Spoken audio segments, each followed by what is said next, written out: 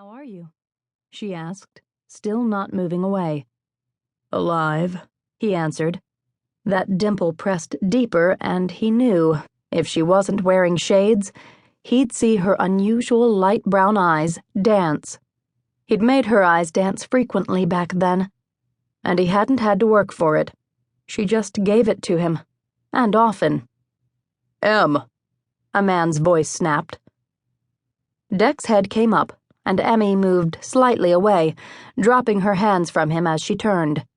They both looked at a tall, good-looking, well-built blond man, wearing a mountain man uniform of flannel shirt, faded jeans, construction boots, and jeans jacket, standing 3 feet away, scowling.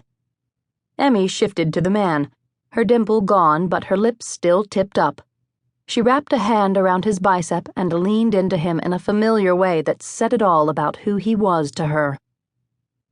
Deck felt that slice through him too, but this time in a way that did not feel good. "Dane," she began, "this is an old friend, Jacob Decker." She threw a hand out Deck's way as she lifted her sunglasses to his face. "Jacob, this is Dane McFarland, my, boyfriend."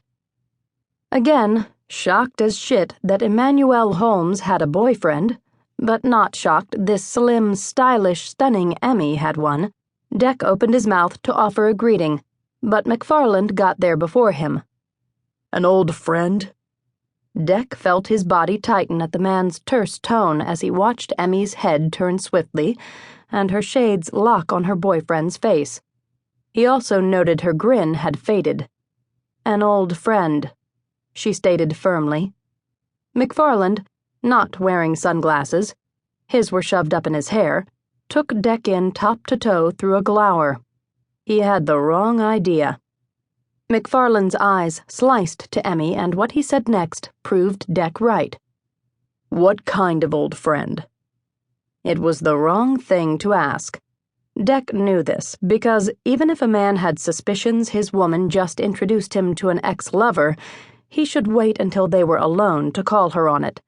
He also knew this because Emmy's smile was not only gone, her face had grown slightly cold. "The kind I'd introduce to my boyfriend?" she replied on a question that didn't quite hide its sarcasm.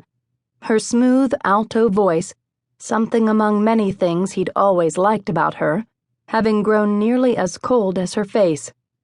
Emmy didn't take shit from her man. Another surprise. Dane's glower subsided. He started to look contrite, but none of the cold left Emmy's face, and Deck decided to wade in. "Let's start this again," he stated, offering his hand. "Dane, like Emmy said, I'm Jacob Decker, an old friend of Emmy's, just a friend from back in the day. Everyone calls me Deck." McFarland's eyes came to him, dropped to his hand, then back to his face when he took Deck's hand. He squeezed, and he did it hard. A challenge, a competition.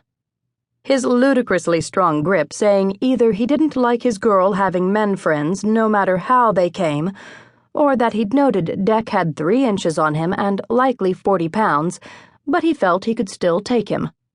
Or it said both. This guy was a dick. He was also a moron. Just with the difference in their sizes, any man would be smart enough not to issue that kind of challenge or think he could best Deck. But the fact that those 40 pounds Deck had on him were all muscle, and McFarland couldn't miss it, made him more of a moron.